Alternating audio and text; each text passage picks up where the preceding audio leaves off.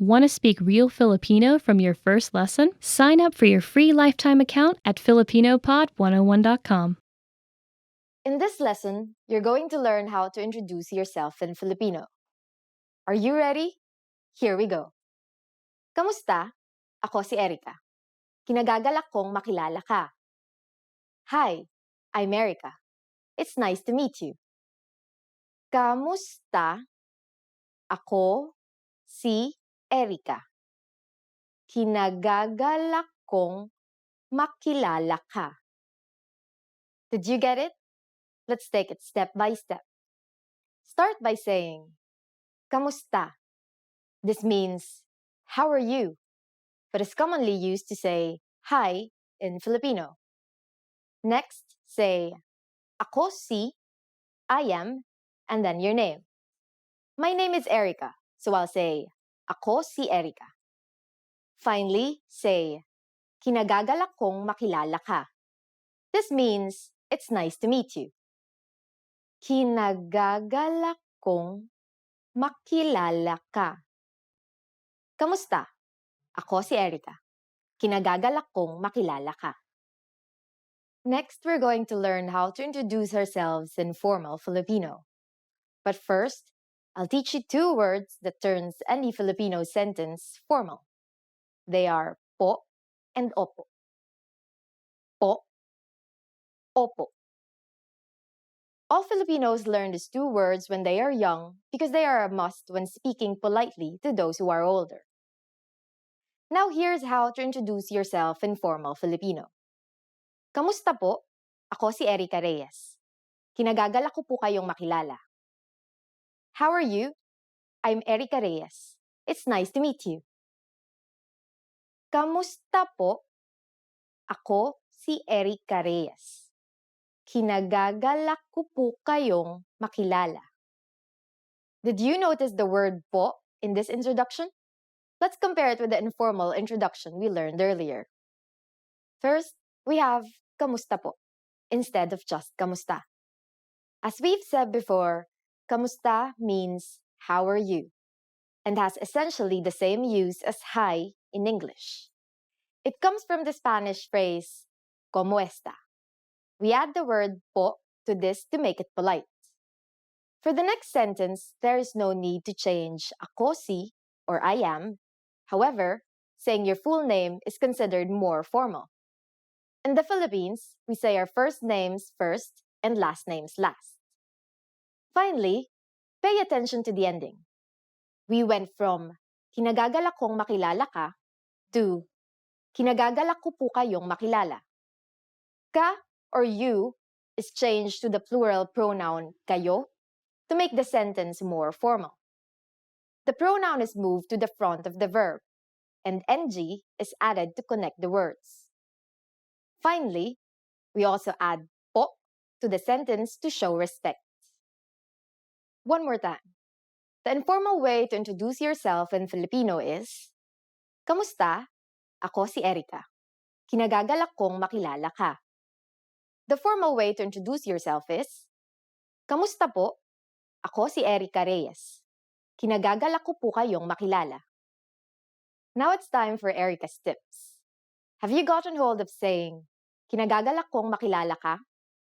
Well, you might be surprised, but Filipinos say, nice to meet you, more often than its Filipino counterpart. This is because many English words and phrases are used in daily conversation since English is the second official language of the Philippines. Filipinos also shake hands during first meetings, just like in many Western cultures. But of course, if you use the proper Filipino introduction, your new Filipino friends will definitely be impressed. In the last lesson, we learned how to introduce ourselves in Filipino. In this lesson, we're going to learn how to use good manners as we thank people. Handa na ba kayo? Are you ready? Then let's go. Here's how we say thank you in Filipino. It's very easy. Salamat. Salamat. Salamat means thank you. When saying thank you very much, you just need to add maraming. Maraming salamat. Maraming salamat. Marami means a lot, and the NG is a connector added to marami to connect marami and salamat. Maraming salamat literally means many thanks and is equivalent to thank you very much. During the last lesson, we mentioned the informal and formal way of speaking Filipino. Salamat is the informal way to thank someone. When thanking someone older than you need to use the polite formal form. Do you remember what we need in order to do that? That's right. We just need to add the word po. Salamat po. Salamat po. If you really want to thank someone in a formal setting, you can add maraming, which means a lot, as we have just learned. Maraming salamat po. Maraming salamat po. Now, how do you answer? It's easy. Just say, walang anuman. Walang anuman. Walang anuman literally means it's nothing, but it is the equivalent of you are welcome. Wala means nothing, while anuman stands for whatsoever. It is a very common phrase to say when replying to a friend or a stranger who is thanking you. To make it formal and more polite, just add po. Walang anuman po. Walang anuman po. So when someone says salamat or maraming salamat po to you, you can simply reply with walang anuman or walang anuman po. Yes, it's that easy. Now it's time for Erica's tips. The word salamat is said to have been of Semitic origin. It sounds similar to the Arabic salam and the Hebrew shalom, meaning peace. Filipino has been influenced by many languages throughout history, so don't be surprised if you find similar sounding words from other languages, most especially Spanish words. In the last lesson, we learned the most common greetings in Filipino. Do you remember them? In this lesson, we're going to learn a very useful phrase. Do you speak English? This phrase can be a lifesaver. The majority of Filipino people understand English. But if you ask in Filipino, you can be sure that everyone will understand what you're saying, even if their answer is no. Here's the informal way to ask it. Nagsasalita ka ba ng Ingles? Nagsasalita ka ba ng Ingles?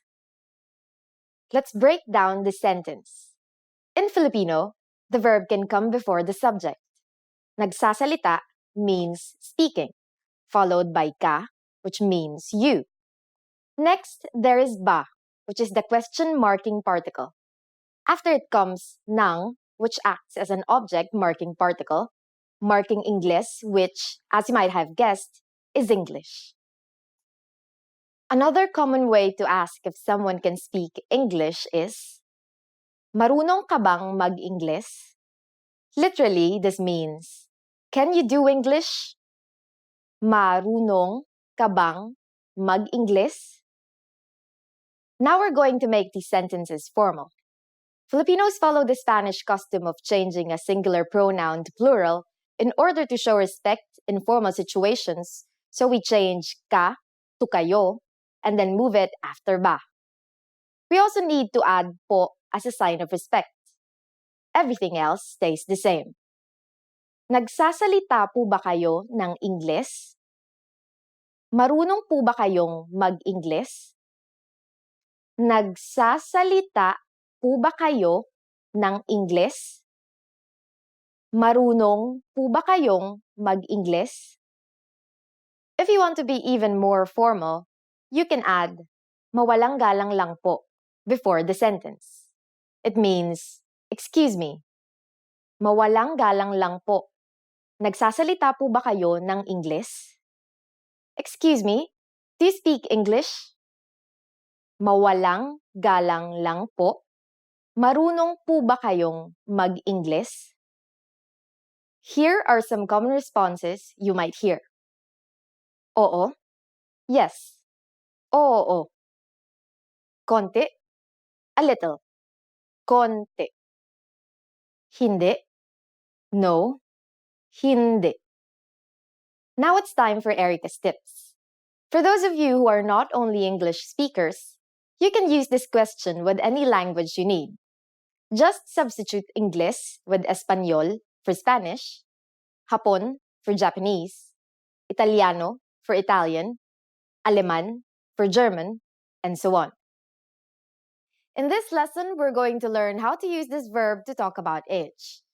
In the Philippines, it's normal for young people to ask each other's age. But of course, it might be a bit risky to ask people over 25. Then again, you won't know unless you ask. This is how you do it informally. Ilang taon ka na? Ilang taon ka na? Literally, this means, how many years are you already? But we use it to mean, how old are you? In formal Filipino, we say, ilang taon na po kayo? Ilang taon na po kayo? So how do you answer this question? You could always choose to tell the truth or not, but let me tell you how to say it in Filipino. For example, I am 18 years old would be, ako ay 18 taong gulang na. Let's break it down. Ako means I. I, as we've learned before, is a to-be verb in Filipino. Remember what 18 is? It's 18. Check out lessons 6 and 7 to refresh your memory. Taong gulang means years old. Notice that we added the ng connector because 18 refers to how many years old or taong gulang. Finally, we say na, which means something like already or now. Note that this is a different word from the na connector. Ako ay 18 taong gulang na. How do we turn this into the formal form? We just add po. Ako po ay 18 taong gulang na. Now it's time for Erica's tips. Asking older people about their age is probably a little taboo in most cultures. But in the Philippines, because most people are generally cheerful, asking would lead them to ask you, ano sa tingin mo? Meaning, what do you think? But just to keep safe, removing some years from your estimate would probably keep you in good terms with them. Want to speak real Filipino from your first lesson? Sign up for your free lifetime account at FilipinoPod101.com. Kamusta? Kamusta? Kamusta ka na? Mabuti naman. Salamat. Ikaw, kamusta ka na? Ganun pa rin, gaya noon. Kamusta? Ako po si Ana. Kamusta? Ako po si Maya. Ikinagagalak kong makilala ka. Ako rin, masaya akong makilala ka. Magandang umaga. Tuloy po kayo. Salamat, may regalo ako para sa'yo. Talaga? Maraming salamat. Walang anuman. Aray! Paumanhin po. Bakit po? Ano pong nangyari? Inaapakan niyo po ang paa ko. Pasensya na po. Hindi ko po talaga sinasadya. Magandang gabi po. Tuloy po kayo. Pahingi po ako ng menu. Opo, sandali lang po. Pahingi rin po ng tubig. Sige po, sandali lang po.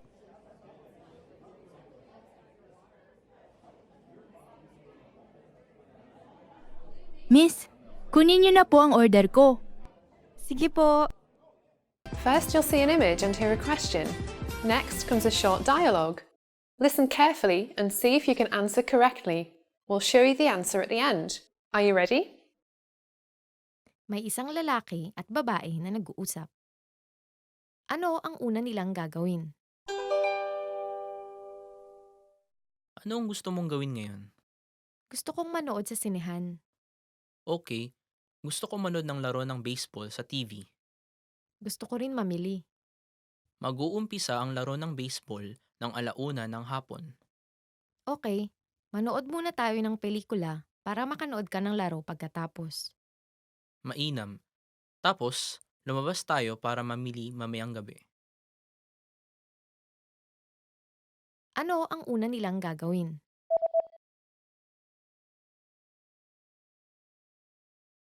May isang lalaki at babae na nag-uusap. Ano ang una nilang gagawin? Ano ang gusto mong gawin ngayon?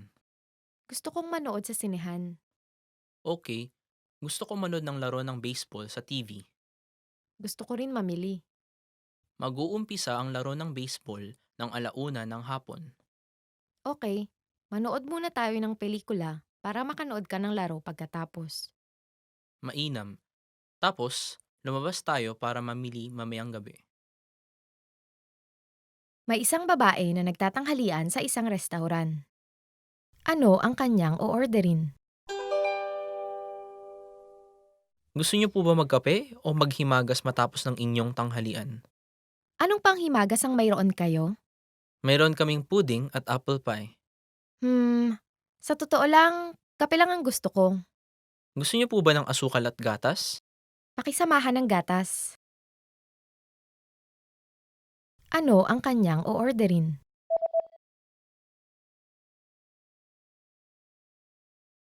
May isang babae na nagtatanghalian sa isang restaurant. Ano ang kanyang o-orderin? Gusto niyo po ba magkape o maghimagas matapos ng inyong tanghalian? Anong panghimagas ang mayroon kayo? Mayroon kaming pudding at apple pie. Sa totoo lang, kape lang ang gusto ko. Gusto niyo po ba ng asukal at gatas? Pakisamahan ng gatas. Want to speed up your language learning? Take your very first lesson with us. You'll start speaking in minutes and master real conversations. Sign up for your free lifetime account. Just click the link in the description.